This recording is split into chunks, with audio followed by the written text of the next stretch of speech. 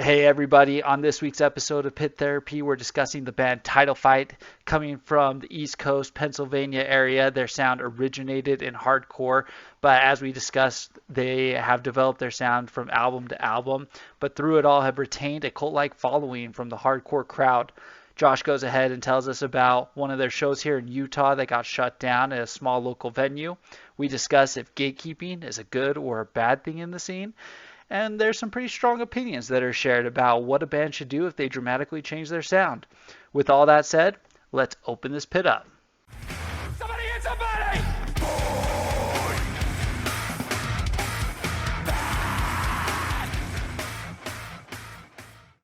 Hey guys, this is Josh from the Pit Therapy Podcast.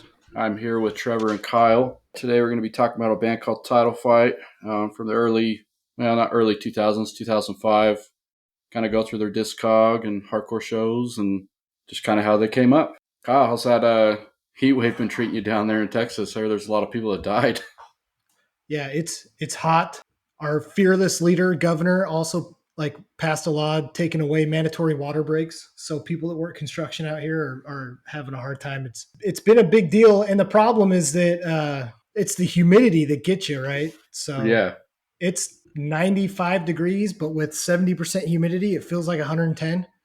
Yeah. And you get to a point where your sweat and stuff, you just can't cool off. You get sticky. Yeah. So we went to a soccer game for the 4th, and it was like 9:00, and the heat index was still 98 degrees. That's disgusting. So that makes me want to die.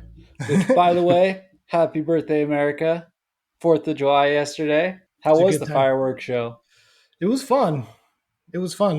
So, I mean, yeah, they've got pretty cool fireworks out here. And since Texas is flat, you can see for miles out at all the different fireworks shows going on. So it's a fun time. Texting you guys, our hometown that we grew up in, they do a really good show these days.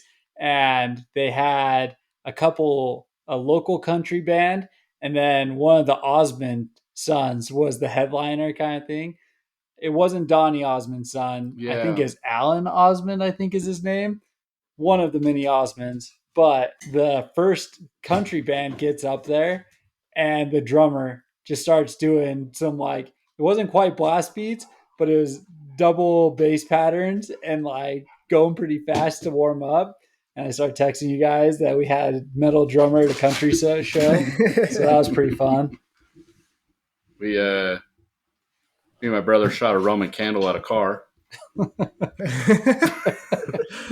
Well, okay, so he shot it at the road, and perfect timing, a car drove by, and it shot up, and it literally hit the car on the front windshield. That probably scared the crap out of him. Dude, we had some friends drive up to Wyoming, and they came back, and I was on the phone with them, guess how much we spent? And I'm like, oh, I don't know, $1,000. We spent $3,500 after the discount. Oh, it turns out my brother's like a executive member now for how much money they spent and all this stuff. So you guys need fireworks, dude. He gets 50% off. Let's go. It's like that. That's awesome. Whenever I think of fireworks and stuff like that, I always think of the scene from Joe Dirt where he's buying fireworks. Oh, yeah. I don't even remember that. I haven't seen Joe Dirt, though, in probably 12 years, 15 years. It's been a long time. It's time to go back and watch some Joe Dirt. Relive that have to hit that up. But on top of that, the weekend, dude, Joshy, you had a powerlifting competition and put up big numbers. What was it, 1,800? I totaled 1,802. Oh, my gosh. So that's a cumulative weight, right? That's when they add everything you've done together. Is that how they measure it? Yeah, so it's kind of a lot explained through when we were texting the other day. But so it's a powerlifting comp. So your lifts that you do are squat, bench, deadlift. And they take those three numbers, add them together, and that's what you would call your total amount weight lifted. You get 3 attempts at each lift. If you don't complete any of the lifts, so say if I miss all 3 of my squats, they call it you bomb out.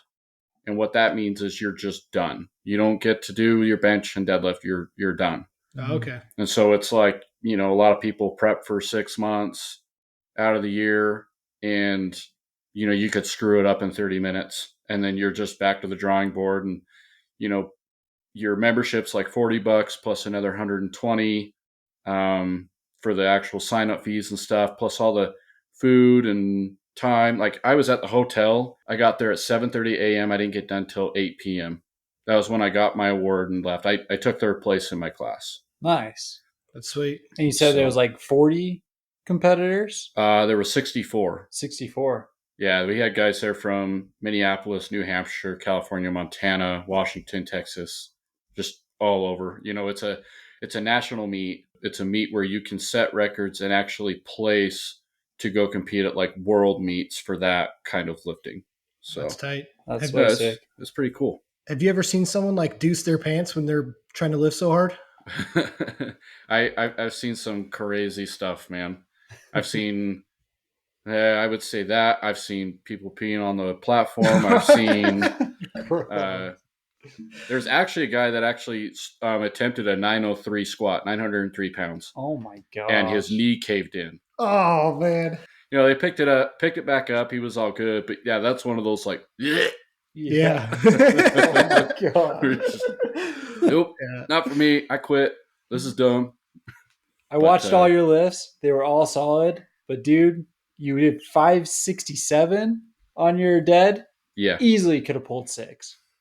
Dude, So, that was way too easy for you. So there was a video. I didn't post it, but I actually tried to pull 584 right after, and no. So actually on the 567, I actually felt my collarbone twitch and pull weird. It like kind of popped.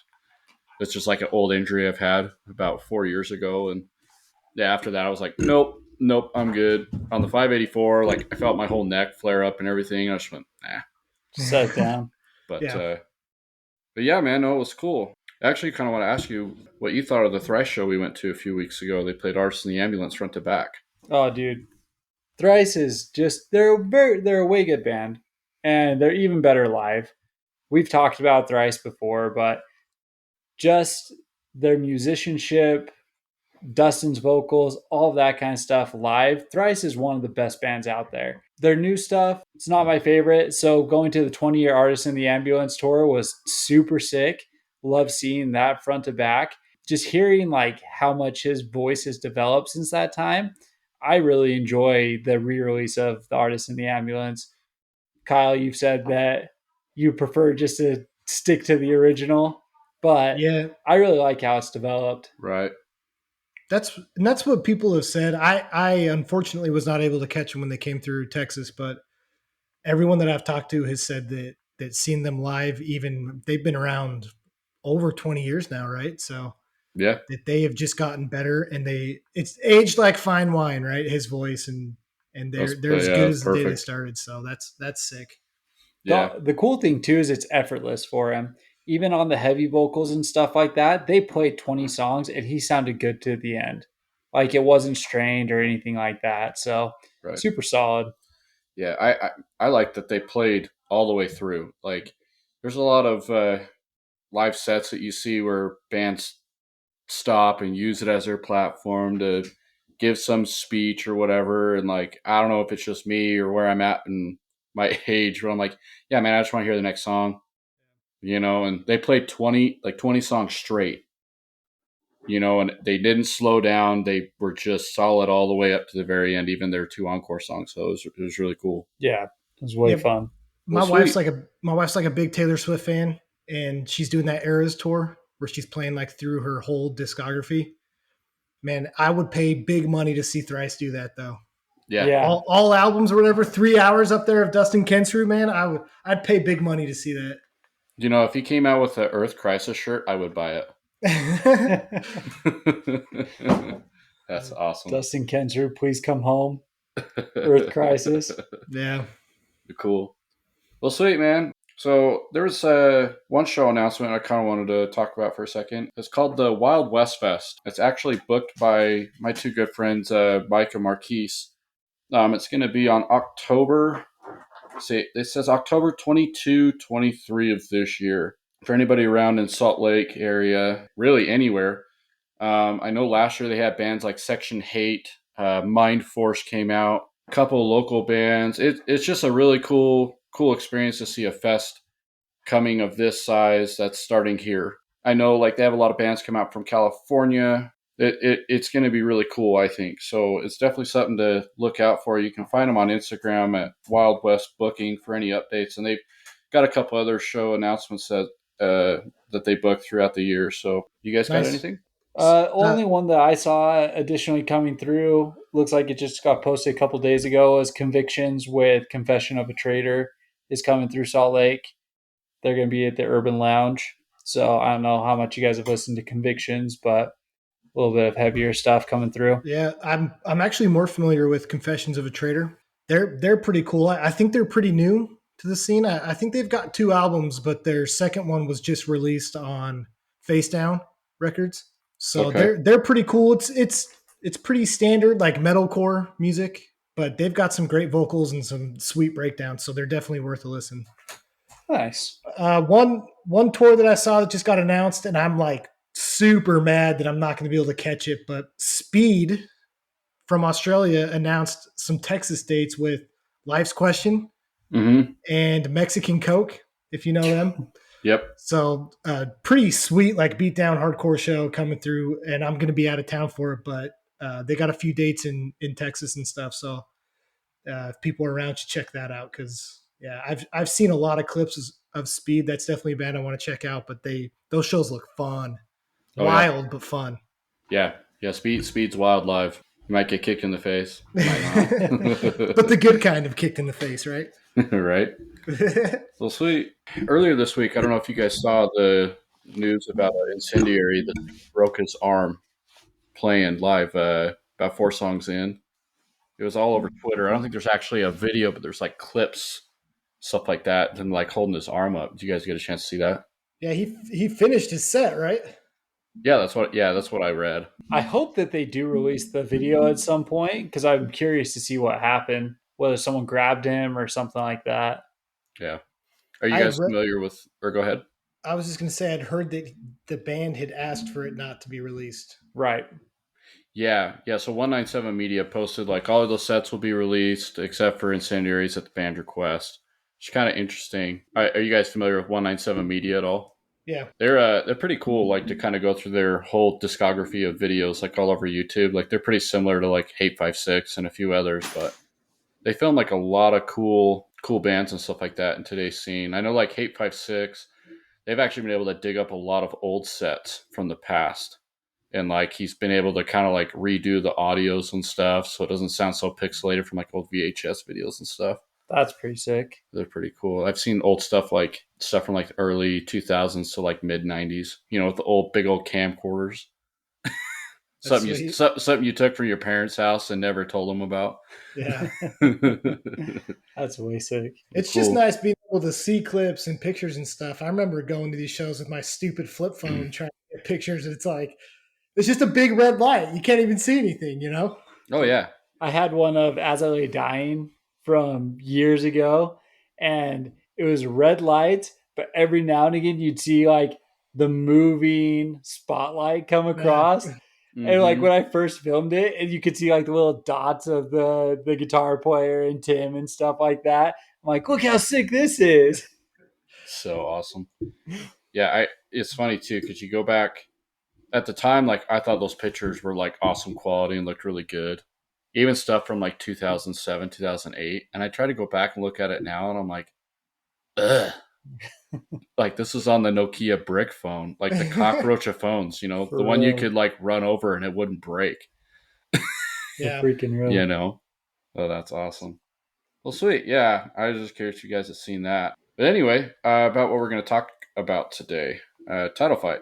I don't know if you guys were able to gather much history on the band. They got a few EPs. It looks like 3 full lengths, a compilation album. EPs range. I think they've got like 10 of them or something like that. I actually kind of wanted to get your opinion on it first, Trevor, because I know you never really got to see them play. So you're kind of diving into them kind of fresh. I know you kind of said you had heard some of their older stuff, but. Yeah. So Title Fight came out 2009, so our senior year, right? With The Last Thing You Forget was the compilation album that they had put together. Mm-hmm. Pretty sure it was Gold Weight was kind of the song that I had heard. Memorial Field was one that kind of went around. Cemetery.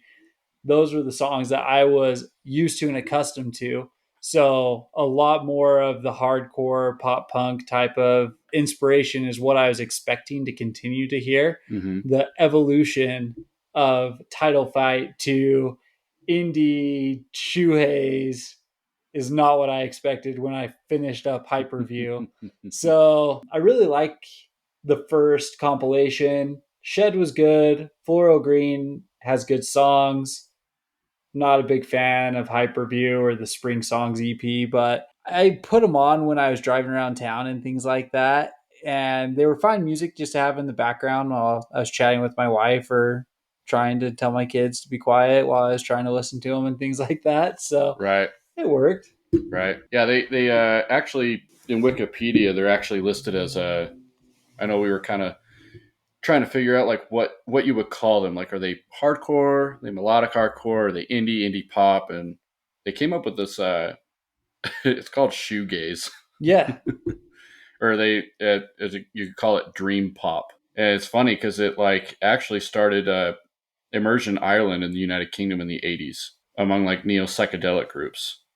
And like it's like a mixture of like absurd vocals, guitar distortion effects, and feedback and overwhelming volume, which I feel like describes this band pretty well in their later stuff as they strayed away from their EPs for sure. Yeah. Well, No. see, Go ahead, Kyle. yeah, I was just gonna say, I feel like that must apply more to like Hyperview, because when you start getting into like Shed, it feels, the term that I kept seeing pop up was Midwest emo.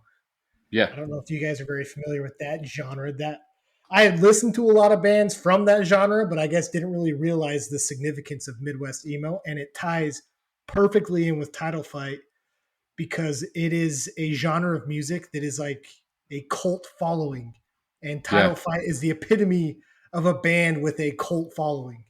Oh, for sure. Yeah, they did a tour in 2007 with Set Your Goals, actually. I don't know if you guys were able to dig that up. I thought that was kind of funny, just, going back through the podcast before and just kind of how all this, starts tying together, how everybody knows everybody kind of a deal. Yeah, they're from, where are they from? Kingston, PA? Yeah. Have you guys ever been to Pennsylvania? No. Anything like that? Dude, so This Is Hardcore is out that way. It's probably a couple miles from Kensington. And like I don't know if you've seen videos of that area. Oh, yeah. Dude, it is no joke. Like those videos are no lie. Like we were walking back and you're just walking over bodies. Needles everywhere, feces, all this crazy crap, So in some ways I think it's kind of cool to see a band make it as big as they did come out of an area like that. Like I know you were talking about Floral Green. It wasn't like your most favorite, right? If you Yeah. had to pick. I mean, Floral Green starts leading to Hyperview, in my opinion. You start to get some of that indie sound. You start to get some of the hardcore starts to come out of it a little bit. And, you know, I'm just not a huge kind of indie rock fan kind of thing. Mm-hmm. So it definitely has good songs on there. There's a lot of songs that, as we're going through, we can kind of talk about and everything like that. Mm-hmm. But their number one song on there, Head in a Ceiling Fan, I straight up think that song sucks. And it's the most popular song on the album when you listen to it on Spotify. It's just not my style of music. So What's interesting about the Floral Green album is it actually was the top 69 on the Billboard 200. And I think that was released in 2012. They actually played Coachella in 2014. It's just, kind of interesting. They had Knock Loose play Coachella this last year. Was that right? I think so. Yeah. Or it might have been 2 years ago. Yeah. No, I find it's that this year. I find that kind of interesting. It's cool though. Yeah. So the 2009 compilation, it was like basically, what would you say, like greatest hits thrown together from all the EPs they had done. It's probably a good way to put it. Yeah, I mean, I think that's what they kind of explained was it was just they had done all these 7-inch, they had toured with this music. Backstory here, right, is we're talking about kind of where they started out. This was super interesting. I'm not sure if Bad Seed preceded Title Fight or if it was just a side project and Title Fight was going at the time. but they actually started when they were like 13 years old. They'd been playing for 6 years before they had put out the compilation album. So It's a middle different school and sound, high though, right? school. Yeah, it has the yeah. hardcore. It has the Very, very punk. influence you would expect for a junior high, high school type of band, in my opinion. Well, what's interesting is the brother of a couple of the guys in the band played in Cold World. So the older brother. Yeah. Which is like an old school hardcore band. So you know that like they came up in that scene and were familiar with it. I don't know about, I mean, I guess not you guys because you're the oldest in your families, but my older brother's the reason I got into this music. So that seems like a easy progression for them to when you start thinking about how they got where they were, you know? Yeah. No, it's cool. Cold World's actually really cool live. I think they played Rainfest in 2012. So it's kind of cool because, like, about 2012, you know, Floral Green was released. So the older brother's playing hardcore while they're playing the top U69 on the Billboard 200. That's pretty cool. Yeah, that's way cool. Well, sweet. Yeah. Their next album, Shed, the only album that matters to Kyle. I actually don't know, though. Going back and listening to Floral Green, I mean, we'll get there, but that one, in my opinion, might have a beat, but Shed, that album is awesome. And yeah, I don't know that there's a lot of songs on there that I'm not a fan of or can't kind of sing along to. I will say that what's cool about hardcore music in general, and I wanted to get your guys' opinion on this, but most of their songs are like 2 minutes or sub 2 minutes. Are you guys a fan of that, or do you like longer songs? You know, it depends because there's a band called Ether Coven. Their songs are like 8 minutes long. I can stand it. But like, I think it depends. Like if it's kind of slower, like slow paced stuff, I can usually listen to a little bit longer. But if it's like fast paced, like just get it over with. Give me the breakdown and I'll move on. Yeah. I mean, it really depends on genre. For this style of music, I prefer the shorter 2.5 minutes. We'll talk about the length of songs because they actually did an interview where they actually tried to make longer songs for Floral Green. Like it was a goal of theirs. So they noticed that. They noticed as they were growing up that they were into that 2.5 minute range and made a conscious effort to get out of that. So these guys are really interesting just for the fact that they have really developed and pushed the limits of their sound. And it shows in progression of albums and stuff like that. But yeah, Shed, 2.5 minutes. I liked it. I thought that it flowed very well. It kind of, like you said, they're singable.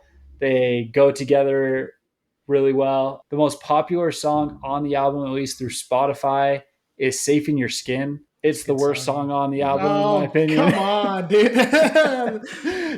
So here's the thing. When I listen to it, it's like Death Cab for Cutie meets 90s alternative. Is like the kind of how I came up with describing that song. My description for them has been if you finally have the answer to the question if Weezer was a hardcore band. That's what this sounds like, right? But I'm down for it, dude. And so like being on social media and stuff and looking up Title Fight, that song, people are obsessed with it.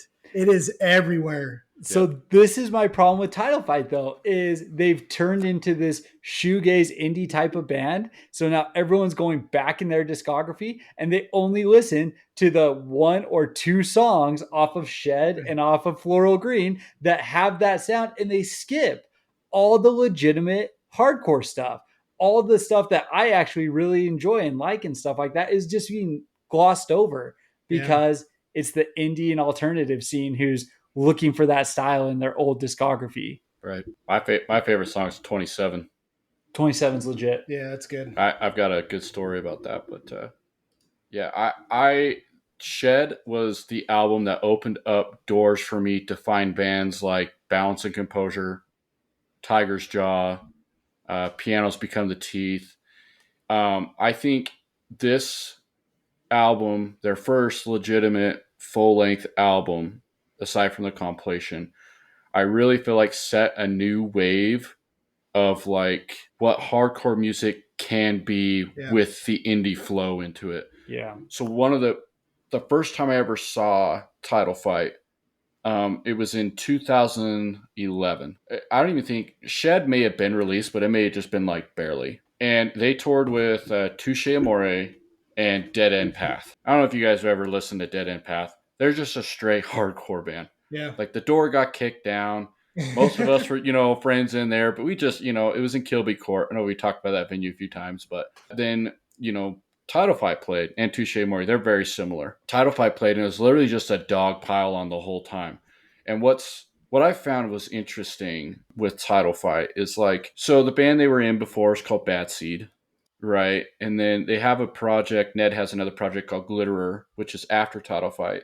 They've all played Sound and Fury, and Sound and Fury, was like the mecca of like a hardcore festival on the West Coast in California.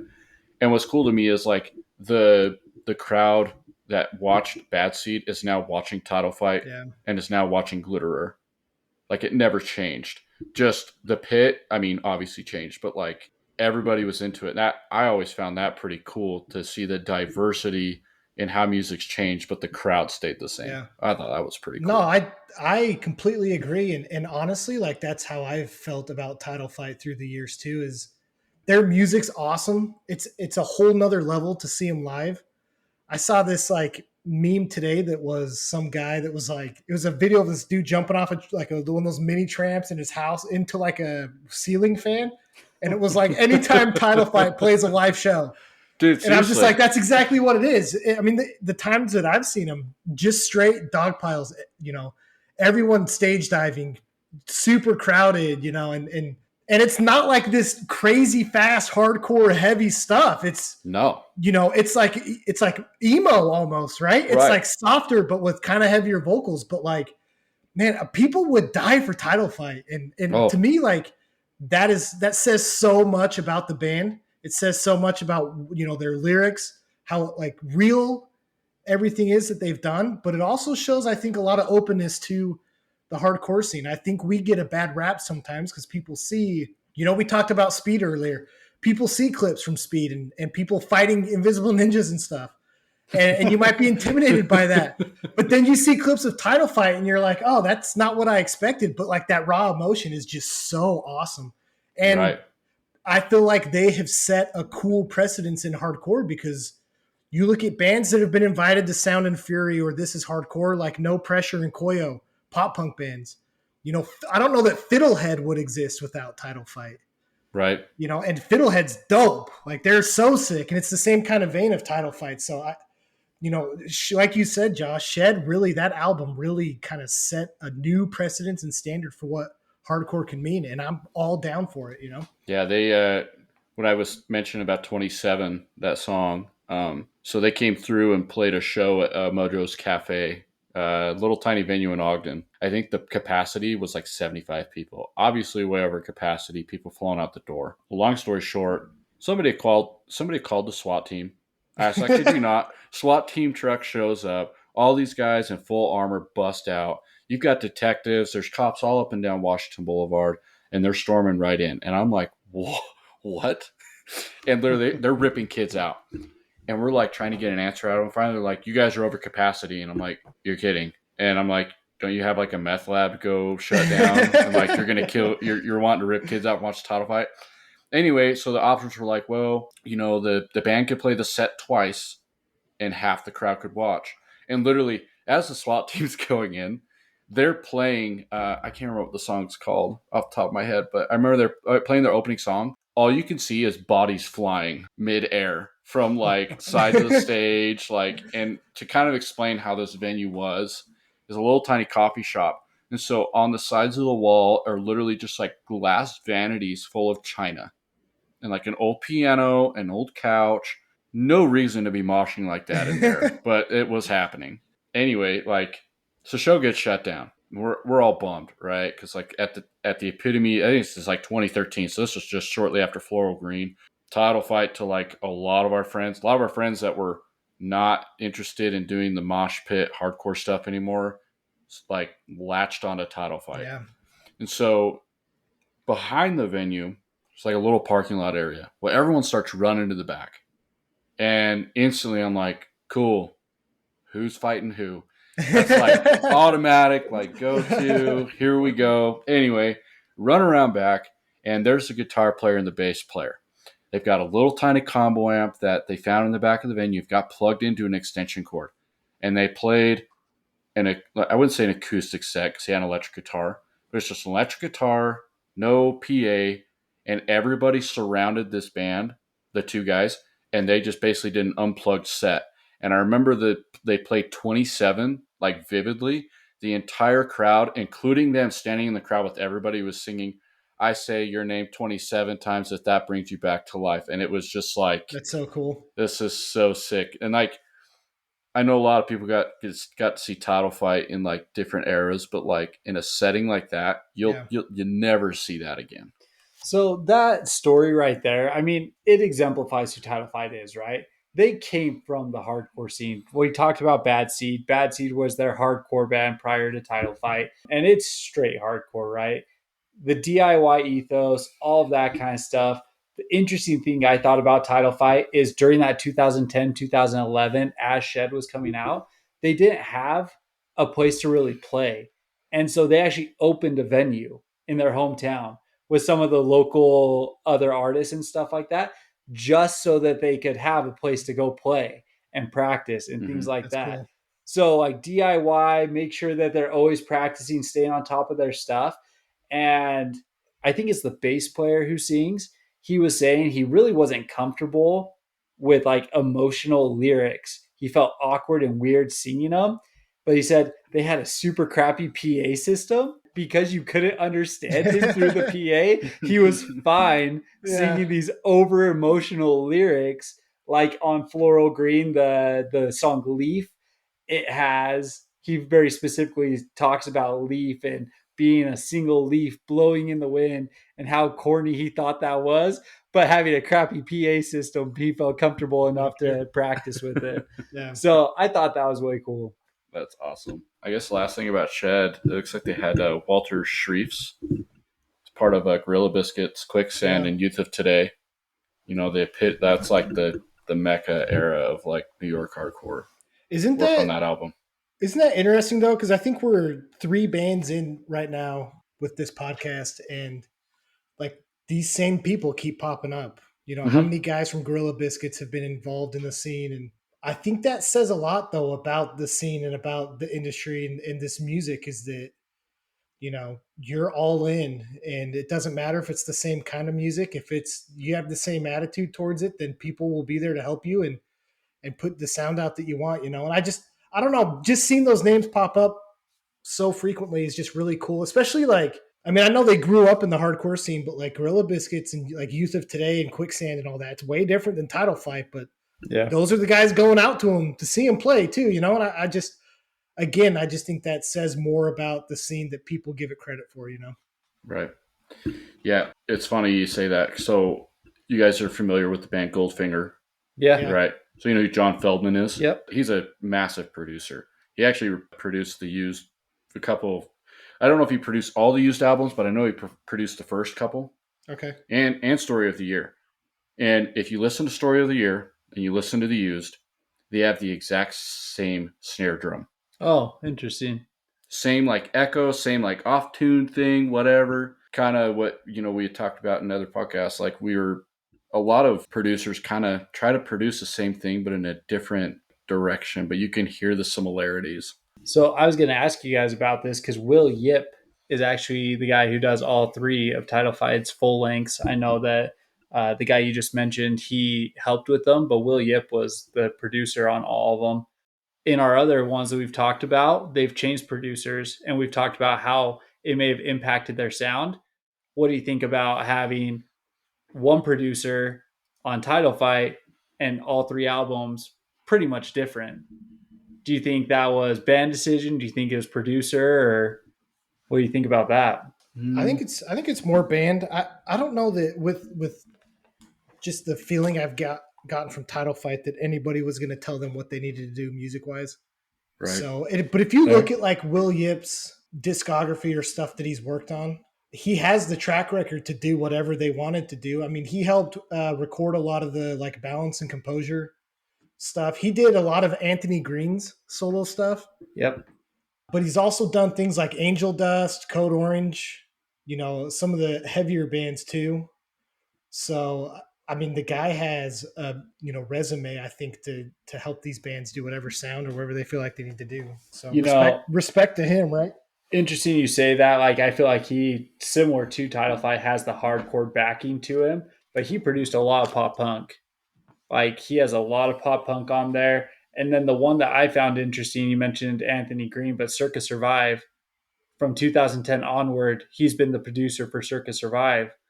And they're very, if we want to talk about shoegaze, they're very kind of that atmospheric, ethereal sounds with the swirling vocals. So that's interesting though to bring up Circus Survive, because the stuff that he worked on, I felt like was when they did kind of change their sound a little bit though. Except for Blue Sky Noise, that album rips. But the other ones, I'm not a huge fan of them when we talk about Circus. So that's, I don't know, just interesting. I don't know. Yeah. I don't know if that means anything, but it popped in my head, so I said it. Right. Yeah. Hyperview is definitely a different direction from the first couple. Did you guys get a chance to listen to the Spring Songs EP? Yeah. So I think that was kind of like the hint of the direction they were gonna go, because the Spring Songs were different. They weren't bad by any means, but they definitely weren't something off Floral Green or Shed. They definitely strayed away from what Shed was, and had kind of grown to do something different. I mentioned earlier that they played Coachella in 2014. So, I mean, maybe the assumption could be made that if they were going to be playing bigger festivals like that, that they kind of need to take things to a different level to see if it would hit or not, And, to follow up with that, after Hyperview, they never released anything. They've never said, hey, we're done. They've just stopped playing. Yeah. It kind of sounds like that they're all just kind of busy. They all keep in touch. But like, I know Ned plays in Glitterer. The drummer, I think, is the touring drummer for Citizen. Yeah. And yeah, they're just all kind of doing their own different projects. They've got like a few straight edge bands, things like that, which I found kind of interesting, because when you look at their faces, up on iTunes or whatever, they do not come off as like your typical straight edge kid. You're thinking like shaved head, militant, combat boots, like ready to like stomp somebody's face in. Like, nah, he's just got long hair and he's just kind of standing off to the side, looking like a Hanson brother, just like chilling. I think that's the difference between the 90s straight edge though and the 2000s straight edge. I think that change happened during that time, and bands like Title Fight and things like that kind of brought that look into it. Mm-hmm. I mean, we talk about Turnstile and stuff. They are as trendy as all can be with how they dress and stuff these days. Yep. So they're not throwing on the camo shorts and Earth Crisis t-shirt these days. Yeah. I'm honestly though, like I'm all for it, and because I think it makes the scene more inviting. And I'm, again, like I know that it can be aggressive and, doing air quotes, violent from the outside, but it's also like a very inviting, a very inclusive, scene to be a part of. Like you can be who you want to be and still be a part of it. And it's cool that you see people show up for bands like Title Fight. I mean, we brought up Citizen and Balance and Composure. It's the same thing. How many people, or Tiger's Jaw, these are softer bands, but like core kids show up for it, and that's cool. Yeah. So you're saying this, and this article came out about a month ago. The guitar player for Suicide Silence said something along the lines of gatekeeping makes the metal scene stronger. And so like if I remember the article correct, and I could be totally misquoting this at this point, but it was people basically holding bands accountable to their sound and not straying too far, right? Because there are a lot of bands that change and develop and then move on. Title Fight's a perfect example of this. I personally would have liked Title Fight to stay in the pop punk hardcore scene. Going back to Shed, the song that I really like on there is You Can't Say Kingston Doesn't Love You. It's fast paced. It leans into the pop punk. It's the way that the 2011 kind of pop punk albums were going and trending. I thought that's what the next Title Fight album would have been.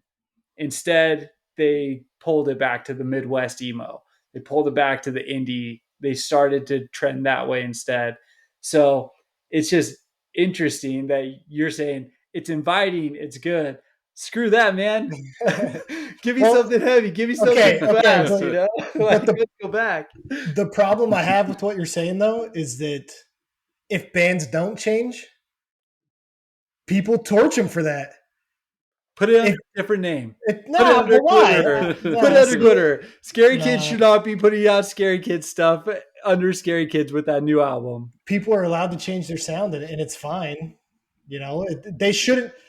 It's like, have you seen the meme of the guy that's sweating, and it's like the two buttons, and it's like you either stay the same forever or you change your sound and people hate you. It's like, it doesn't matter. People are going to talk crap no matter what you do as a band, so you might as well just play the music you want to play. That's my opinion. We say the same thing about bands. I mean, you said it about Drain. Their second album sounds too much like the first. All right. Well, if they change your sound, then you talk crap on it too. So it's a lose-lose. These guys might as well play the music they want to play. I'm fine with Hyperview. I can get down to Hyperview. Like, there's a time and a place to listen to Hyperview, and I'm cool with it. I mean, I feel like I could make a point to this and just start a new band. But they already did that once because Bad Seed was sick. But if Bad Seed would have released a Title Fight album, I would have been more pissed. But they would have started a new band, and now every time Title Fight was playing, like when they first started playing, we're just like, play Bad Seed. Yeah. The whole time. No, just play Worldview. Just play that over and over and over. So I think it goes both ways. I think, though, like they did follow the same trend that we've seen in most bands, that every album got a little softer. I mean, we were talking about Thrice earlier, right? Beginning of the podcast. They got softer. The previous one, Scary Kids, kind of changed, but even their new one got a little softer. You know, I think most bands, like when they start, this is my own biased opinion, want to start super aggressive and like super into it, blah, blah, blah. Well, as a musician, it gets tiring of writing fast stuff. So you're like, dude, that's where like, let's play an interlude. Give me some time. Well, look, I haven't hit that 10-song quota. Give me an interlude. But let me ask you this, though, because thinking about myself with this, when I was younger, kind of like what you were saying, Josh. I mean, I didn't write music, but when I was younger, I was all about heavy music. Mm-hmm. I wanted heavy music all the time. Mm-hmm. As I've gotten older, though, I've opened up a lot more to softer music than I did before. Mm-hmm. But give me a different band. Change your name. But why does that matter? Change it. Why? Why does that matter? Because keep it separate. I don't think it matters. Because in 100th, the band 100th is a great example. Their new stuff. Change your freaking name, 100. Nah, dude, their new stuff rips though, and there's a time and a place to listen to it, just like their old stuff. I don't care. It's the same dudes. Like, make the music you want. If it's good, I'm gonna listen to it. I don't care what the name is. Say I like For the Fallen of Dreams, and I could say every single album's way different from the last. Yeah. Who? For the Fallen of Dreams. I don't think I've heard them. Well, pick an album. It'll be different every time.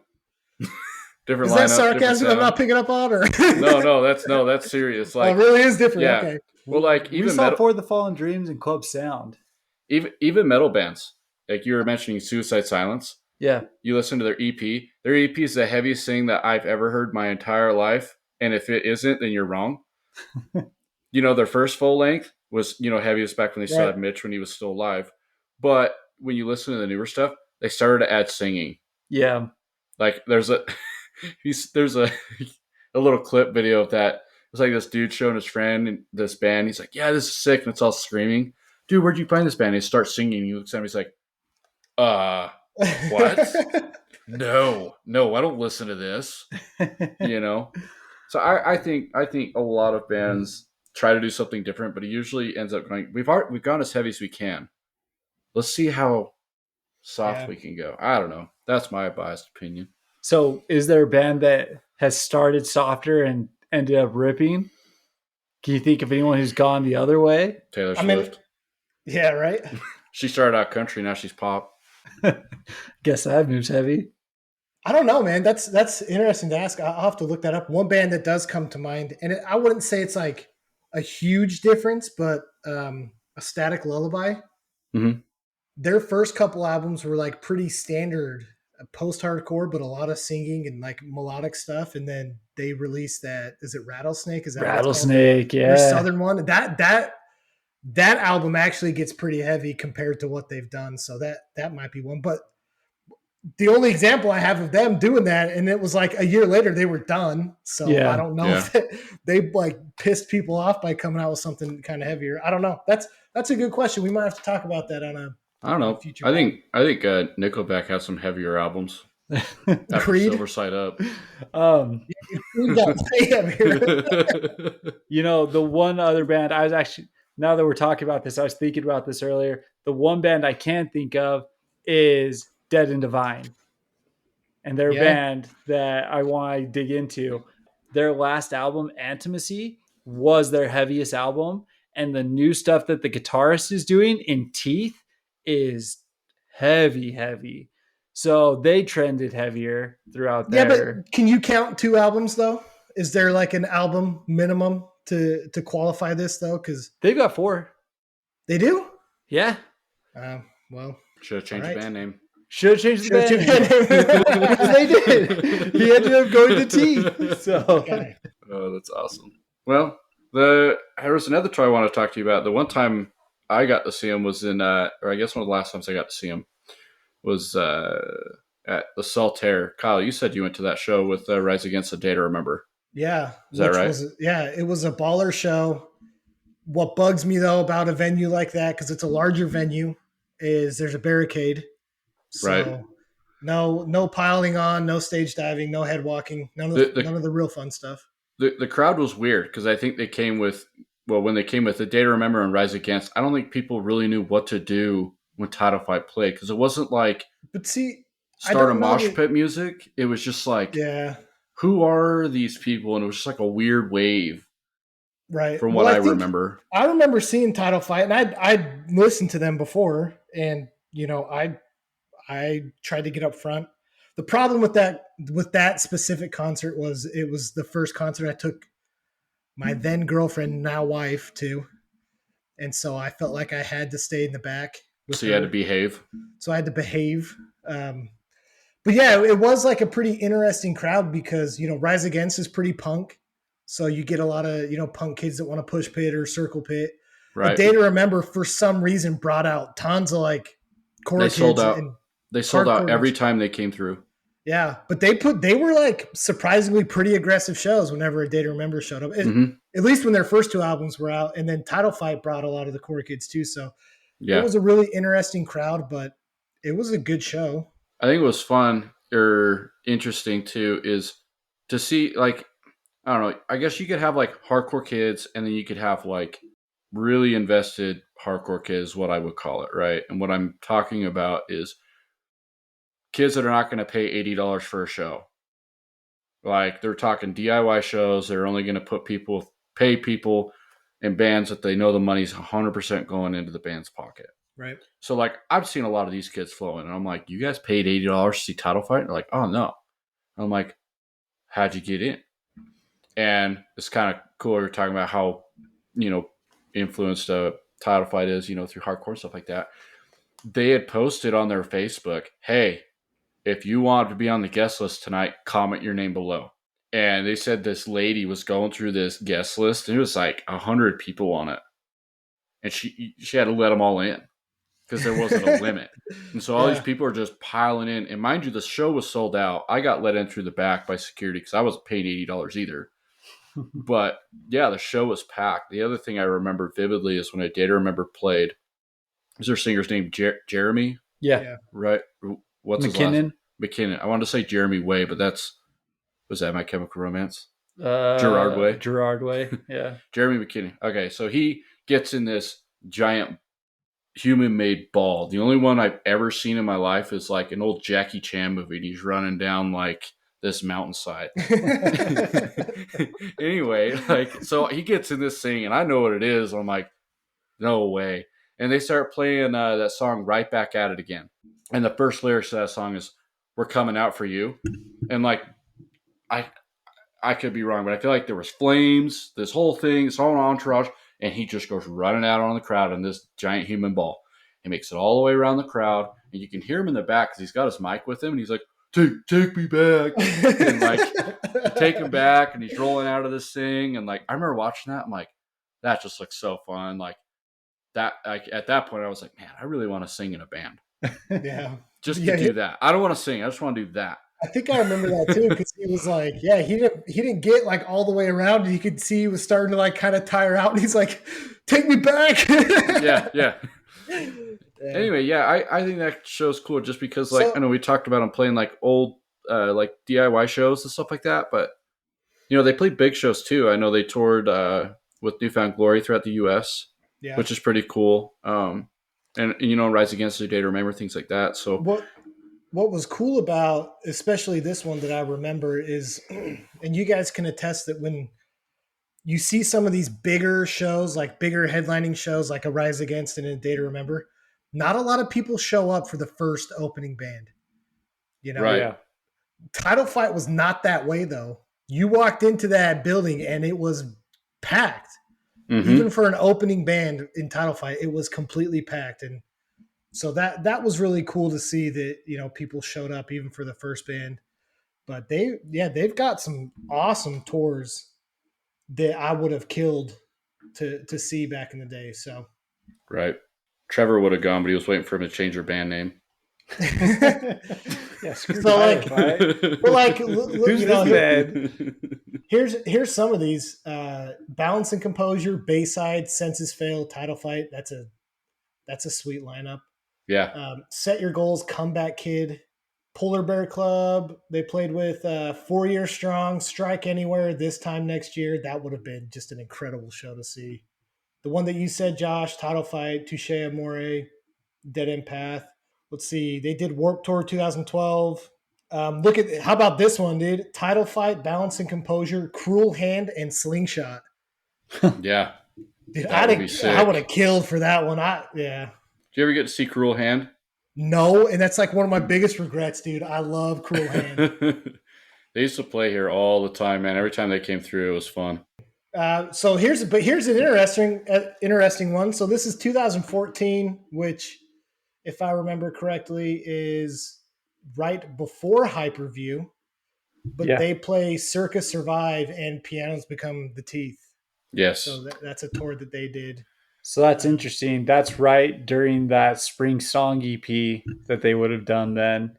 And that, like we talked about, the Spring Song EP, it's just 4 songs, but it basically was a predecessor to Hyperview in terms of sound. Probably. But see, then you go like 2015 and they play with Power Trip, which Power Trip's freaking amazing. Right. Yeah, and that's just so weird. In 2016, and I'm doing air quotes again, Bane's last show, because I swear they've had like 4 last shows, but Title Fight played in that 2016 edition of Bane's final show. Well, every time like they can't make their rent, they have to do another final show. That's like that's like what every band does. We're one more show, dude. Just one more show. One more. Yeah. This one's for this charity. I don't know. So but I mean, outside of maybe the Circus Survive tour, though, like I'm not surprised by the bands they played with. Yeah, I am, just because of how their sound changed. I wouldn't be surprised with it up to Floral Green. Mm-hmm. Anything beyond Floral Green, the fact that they continue to play with hardcore bands and stuff like that is really interesting to me. So as they go ahead, the majority of their tours are 2010 to 2012. So the big that makes sense. Tours, the big bulk of their tours are before they switch to that like indie shoegaze sound. Yeah. So Floral Green was an interesting album. This is their most popular album. This is the one. Isn't this the one that charted and everything on Billboard? Yeah, Floral Green. As I was mentioning before, you were asking about the 2.5 minute songs. I was reading an article with them where basically what they were saying is, we are looking to change. We're looking to develop. Like, it was a conscious effort. And they said that all of the stuff that they were listening to, everyone was unique. They were unique to their genre, unique to their sound. That's where they were drawing influence from. And they forced themselves to write 3 to 4 minute songs and expand on their musicianship and stuff like that. And that's where the shoegaze starts coming in, that just really open sound, constant guitar, everything like that. You get rid of the hardcore kind of chunked up, breaking it up, open choruses, open riffs kind of things, and you start just making everything flow together. And Floral Green is where they made the conscious effort to make that decision to go that way. Right. So it was probably a long time coming then, that sound change for them.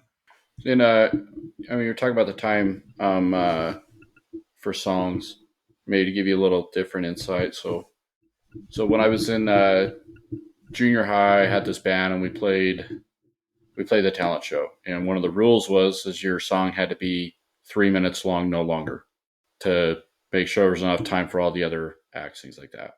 And I didn't really think too much of it until like I started playing later, a little bit when I was a little bit older, out of high school, and we started kind of writing songs. And I collaborated with this kid that I used to play with all the time. One of the things he had mentioned was like, we want to write songs for like the radio, so they got to be around 3 minutes 30 seconds. That's like your average song. So if you go look at like any big popular song, doesn't matter the genre. It could be Taylor Swift, it could be Blink-182, it could be Rise Against. Their average popular songs are right around the 3 minutes and 30 second mark, and a lot of it has to do with like airtime for the radio stations, because they have to limit so many slot times per thing that they play. And so that sometimes, like if you write a song that's like, 1 minute, 30 seconds or 2 minutes, it's like a really great song, but it's never going to make airtime because it's not really worth for the radio stations to put it on. Kind of a different angle on So that. what you're saying is the big reason why like gorecore songs and deathcore is not on the radios because they're probably too long. Yeah, and Frog Vomit. So Cannibal Corpse could be on the radio if they just like shorten some songs up. Yeah, no, definitely. They could windmill right into the radio station. But yeah, no, that's cool. It's interesting. I think we're getting a little long here, but one of my favorite memories is seeing a bumper sticker. It said, "Keep honking. I'm listening to Title Fight's 2012 emo masterpiece, Floral Green." Like, and to me, that just like solidifies what Title Fight is. Right. They're a cult classic, man. People would die for them. And even they haven't toured in a lot of years, and people are still talking about like, when are they playing again? Yep. Like, they need to come back out. And the second they announced anything, like, man, they would sell out everywhere. And that's right. It's cool. They're a sweet band, and I'm grateful for being able to see them and listen to them. So. Yeah, I think it's funny because like some of the fests that come up, they'll announce the fest, but then they don't announce any of the bands playing. So you're sitting there checking the page over and over, like seeing who's going to pop up. And like, I wouldn't be surprised one of these days you're going to see Title Fight pop up. And it's going to be just like when Half Heart popped up and played 3 reunion shows, because they said they would never do that. You're going to want to be like, you're not your phone, your iPad, and your computer all pulled up trying to buy a ticket, or you ain't going to get one. Yeah. So what sucks is, Shed's 2011, we've missed a 10-year reunion show for that. Floral Green is 2012. We've missed reunion shows for that. So I don't know. Yeah. Maybe they do like a 15-year of one of these, or I could see them playing something like This Is Hardcore. I mean, it's in Pennsylvania. Yeah. They're right down the road. I don't know if you guys saw Saves the Day played there. I don't think it was last year. I think it was 2 years ago. That's sick. Maybe 3. Yeah, so and that honestly right now is probably the biggest fest for hardcore bands. If I had to give a good educated guess, that will probably be where they end up playing if they reunite. Let's watch that, and if they end up playing, let's go. Should. That'd be sick. So. Well, sweet. Yeah, so they got, all these EPs, went through the whole discog, couple albums. Looks like Ned I mentioned it earlier, plays in a band called Glitterer. Looks like it was a project from 2017 and current to present. Still, I don't know if he's actively touring with the project, but he is actively playing shows with it. And then I mentioned a few straight edge bands that they're kind of playing in. They have one called Disengage and Stick Together and Haze. I don't think Haze is a straight edge band, but I was saying the drummer Torture Citizen. So it looks like they're all still pretty active in what they're doing. They're just on hiatus, which is a huge bummer, but one can only hope. Yeah. Well, sweet. Well, I think this wraps up this episode. If you're going to pick one album or one song to sum up Title Fight, what are you showing people? 27. I like that pick. I'm probably gonna say Floral Green's my favorite album. I'm probably going with Like a Ritual. Okay. Or Tie with Secret Society. Those are my favorite songs on there. But Like a Ritual is probably my favorite. Cool. And I'm going 2009. I'm just taking it back to the beginning and putting on Memorial Field or one of those ones. That's what I hoped Title Fight would have continued to. But yeah, no, this was a fun episode. Not a band I had dove into a ton, so I was glad for the opportunity. Cool. Well, sweet. Well, I think Trevor will be hosting our next episode. Is that right? Yep. I don't know what he's got picked out. I guess you'll just have to find out. Yeah, we got the Wild West Fest that's coming up in October and a few shows down there. And anyway, so we'll see you guys next week. If anyone wants to comment or tell us how wrong we are or tell us how right we are about Title Fight, hit us up on social media at Pit Therapy. So we'd like to hear from you. Or maybe we'll be by a different name next week. We never know. We're gonna change our sound. Yeah, we're gonna change our name. See ya. Bye.